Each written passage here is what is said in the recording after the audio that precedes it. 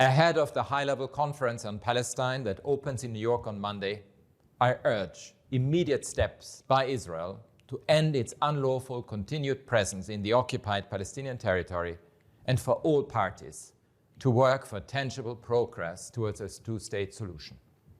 I urge governments to use the opportunity of this conference for concrete action that puts all possible pressure on the Israeli government to end the carnage in Gaza permanently. Countries that fail to use their leverage may be complicit in international crimes.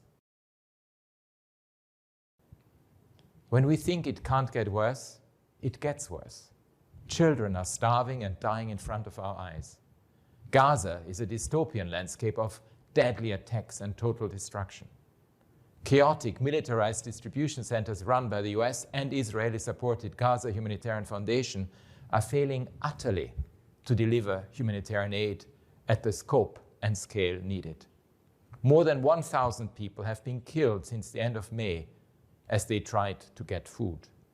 According to the Ministry of Health in Gaza, more than 200,000 Palestinians have been killed or injured since 7 October, some 10% of the entire population.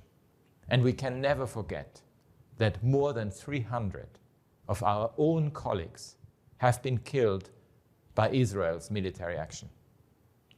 All countries have an obligation to take concrete steps to ensure that Israel, the occupying power in Gaza, complies with its obligations to ensure that sufficient food and life-saving necessities are provided to the population.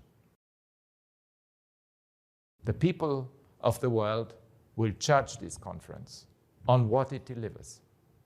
I call again for an immediate permanent ceasefire, the immediate and unconditional release of all hostages and all others arbitrarily detained, immediate and unhindered humanitarian access, and the delivery of massive humanitarian aid to Palestinians wherever they are.